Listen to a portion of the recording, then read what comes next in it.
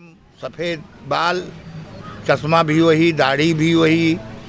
और अंतिम जब लेके आए गाड़ी में राम भवन से, तो ये हुआ कि जिंदगी में तो देखने नहीं दिए, तो मरने समय अब क्या बात है। तो हम लोग उनका चेहरे से कपड़ा हटाए, तो व्यक्ति तो वही थे जिनकी हम सेवा कर रहे थे।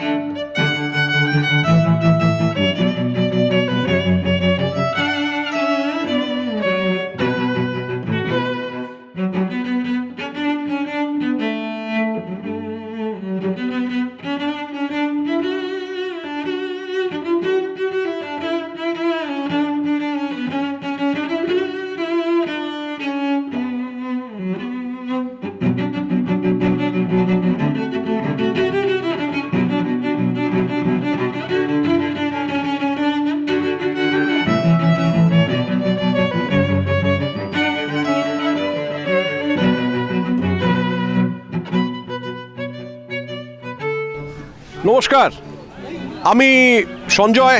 আজকে 23শে জানুয়ারি 2025। আমার পাশে যারা আছেন তারা হয়তো বাংলা সরাসরি বোঝেন না বা অল্প বিস্তর বোঝেন, কিন্তু আমি সুদূর কলকাতা থেকে আজকে ছুটে এসেছি এই সরজু নদীর তীরে, এই ক্যান্টনমেন্ট এরিয়ার গুপ্তার ঘাটে, যেখানে 1985 সালে নেতাজি সুভাষচন্দ্র বোসের শেষকৃত্য সম্পন্ন হয়েছিল। আর সেই শেষকৃত্য সম্পন্নের সময় থেকে প্রায় 10-12 বছর আগে থেকে যে সমস্ত অসাধারণ মানুষেরা তার সংস্পর্শে এসেছিলেন এবং সংস্পর্শে আসার পর তারা তার সঙ্গেই বহুদিন কাটিয়েছেন, তাদের স্মৃতি আজও অমলিন। তারা আজকে এই দিনটিতে তারা আসেন এখানে তাদের শ্রদ্ধার্ঘ্য জানানোর জন্যে নেতাজি সুভাষচন্দ্রের প্রতি। এমনই একজন অসাধারণ মানুষ, वैसी एक असाधारण इंसान मेरे बाजू में बैठे हैं। मैं चाहूँगा उन्होंने खुद उनका एक बार परिचय दे हमारा दर्शकों के लिए। सर नमस्कार। नमस्कार सर। सर आपका नाम थोड़ा बताइए। मेरा नाम है कृष्ण कुमार मिश्र उर्फ बर्फी महाराज। सर आप कब से सुभाष चंद्र बोस जी के संस्पर्श में आए थे? ये गुमनामी बाबा के संपर्क में हम सन 74 में, हमारे पिताजी थे उस कार्यकाल में, एक दुर्गा प्रसाद पांडे वकील हुआ करते थे बस्ती जिले के। अच्छा। तो वो लेके आए कि महाराज जी एक सन्यासी है, भजन करना चाहते हैं, कोई कमरा दे दीजिए, मकान दे दीजिए। तो ये हुआ कि ठीक है ले लीजिए। एक मकान हमारा खाली था धर्मशाला, उसी में उनको हमने कर दिया। सन 74 में वो आए थे। सन 74 में? जी सर। उसके बाद वो ज़्यादा दिन तो वहाँ नहीं रह पाए, उनको दिक्कत हो रहा था, तो फिर उनको हम ब्रह्मकुंड पे अयोध्या में गुरुद्वारा सरदार लोगों का, वहाँ एक सोढ़ी साहिब से उनके मकान में ले गए। अच्छा। 3 वर्ष वहाँ वो रहे। ओके। उसके बाद फिर वहाँ डिस्टर्ब हुआ तो लखनऊआ मंदिर ले आए। लखनऊआ आता अयोध्या में ही। अच्छा। निकट छोटी देव काली मंदिर, और वहाँ भी 3-4 साल रहे। उसके बाद वहाँ से वो फैजाबाद राम भवन आए। अच्छा।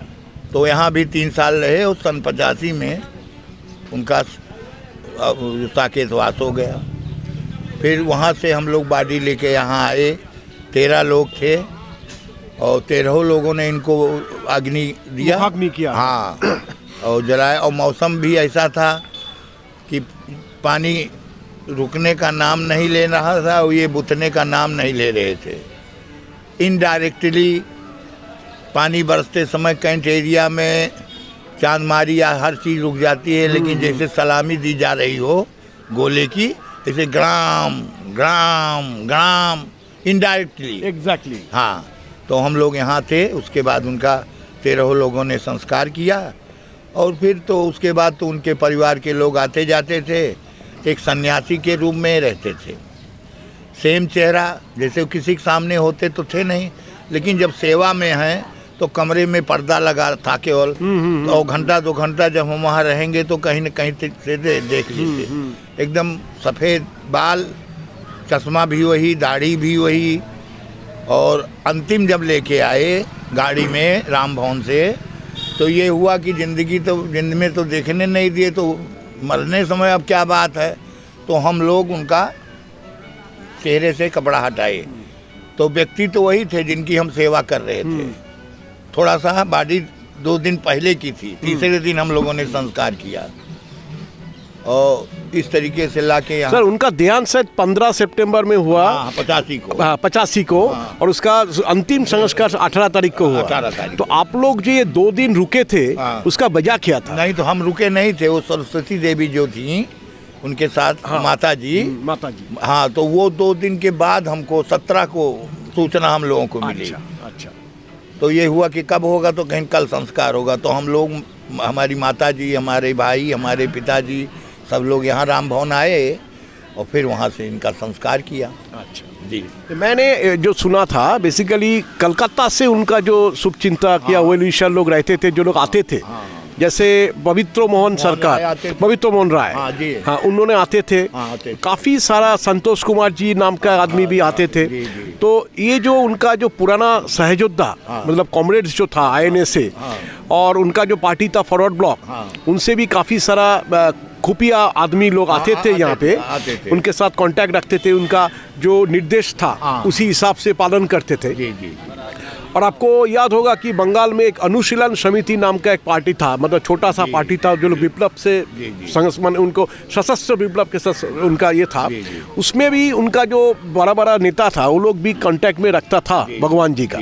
सो मेरा एक क्वेश्चन रहेगा, जे इतना सारा आदमी विश्वास करते हैं, आज भी भारत सरकार इस मैटर को या उत्तर प्रदेश सरकार इस मैटर को क्या स्वीकृति दे रहा है? कब तक नहीं दे रहा है, तो कब तक देने का हो सकता है? ये जो सर्वसम्मति से सबका सम्मान, ये सुभाष चंद्र बोस जी को, जो राष्ट्र नेता था, जिसका आज कर्तव्य पथ में न्यू दिल्ली में उसका इतना बड़ा, बहुत बड़ा जो स्टैचू है, तो सभी सम्मान मिल रहा है। तो हम लोग चाह रहे हैं कि उनका जो ये सम्मान उनको अभी तक मिला नहीं, जो उनका जो ऑफिशियली डेट अभी तक घोषणा नहीं किया, इसके बारे में आप लोग जिन्होंने उनके साथ इतना साल रहे, आप जानते हैं 100% वही सुभाष चंद्र बोस था, तो आप लोगों का क्या ख्याल है? अब हमारा ख्याल ये है, सरकार तो इसको मान नहीं रही है। कई बार कमेटियां बनी, उसको कह दिया कि सब झूठ का पुलिंदा है। तो ऐसी स्थिति में हम क्या कह सकते, सरकार को इसको घोषित करना है।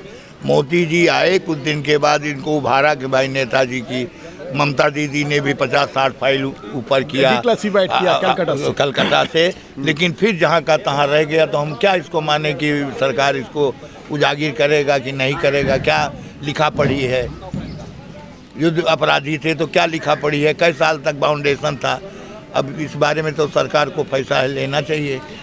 नेताजी सुभाष चंद्र बोस দ্বিতীয় বিশ্ব মহাযুদ্ধের পর মিত্রশক্তি, মানে USA, রাশিয়া, ইংল্যান্ড, ফ্রান্স, এদেরকে মিত্রশক্তি বলা হতো। শোনা যায় যে ভারত সরকারের সঙ্গে নাকি ইংরেজ সরকারের একটা চুক্তি হয়েছিল যে উনি নাকি যুদ্ধাপরাধী হিসেবে যখনই উনি ধরা পড়ুক তাকে নাকি তাদেরকে তুলে দিতে হবে, এরকম একটা কথা আছে। কিন্তু কেউ কখনো কোনো জায়গায় এই লেখাটা দেখাতে পারেনি যে নেতাজি সুভাষচন্দ্র বোস যুদ্ধাপরাধী ছিলেন এবং তাকে তুলে দিতে হবে, এমন কোনো চুক্তি কারোর সঙ্গে কারোর হয়েছিল। এই যে ভ্রম সারা ভারতবর্ষের মধ্যে ছড়িয়ে দেওয়া, এটা হয়তো একটা সমস্যা তৈরি করেছিল তার জনজীবনে ফিরে আসার পেছনে। আমি मिश्रा जी के एक रिक्वेस्ट करबो, मैं मिश्रा जी को एक रिक्वेस्ट करूँगा, उनके साथ आपका जो स्मृति था, मतलब जो मेमोरीज था, वो 2-4 स्मृति हमारा दर्शकों के लिए थोड़ा याद कीजिए। अब जैसे उनका ये था कि वो किसी से मिलते जुलते नहीं थे। जो काम के लोग होते थे, जैसे उनको एक निजी चिकित्सक की ज़रूरत पड़ती थी, गठिया बाई से वो पीड़ित थे, तो वो आते थे तो उनके चेहरे पे कपड़ा रख दिया जाता था, वो अपना चेकअप करते थे। एक डॉक्टर बनर्जी फैजाबाद में थे, हाँ बुढ़े प्रशांत बनर्जी जी, यस सर।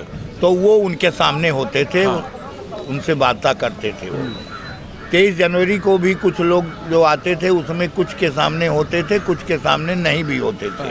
वो बाहर कुछ बोलते थे किस भाषा में, वो लिखा पढ़ी वो लोग करते थे और कुछ के सामने होते भी थे। और माता जी उनकी सेवा में थी। और वो जो आटा है, गेहूं है, ये गोबर की खाद वाला उनको चाहिए था, रासायनिक उनको नहीं खाते थे।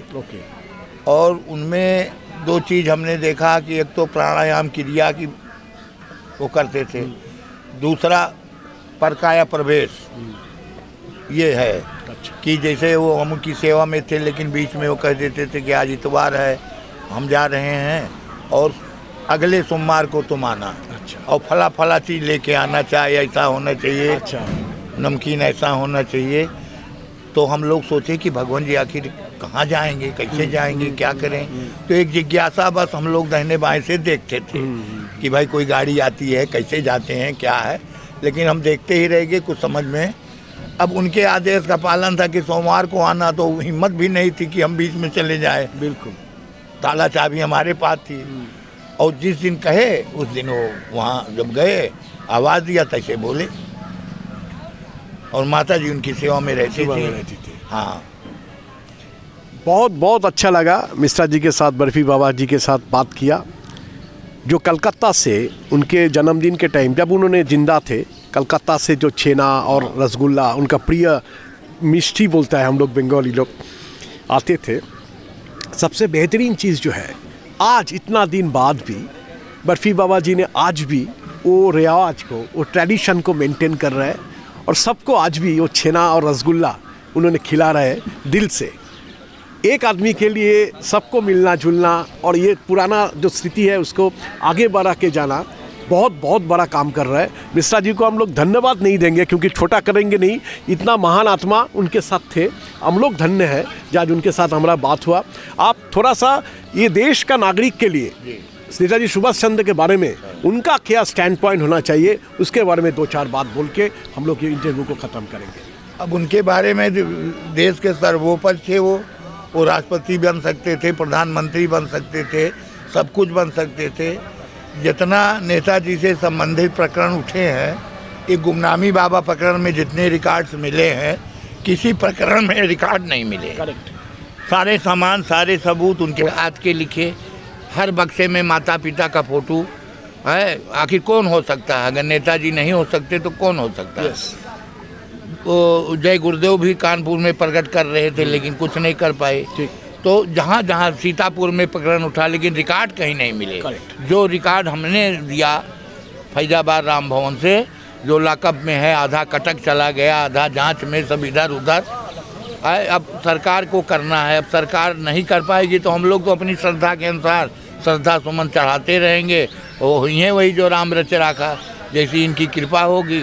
और इनका आशीर्वाद आज भी हमारे साथ है, पूरे परिवार के साथ है।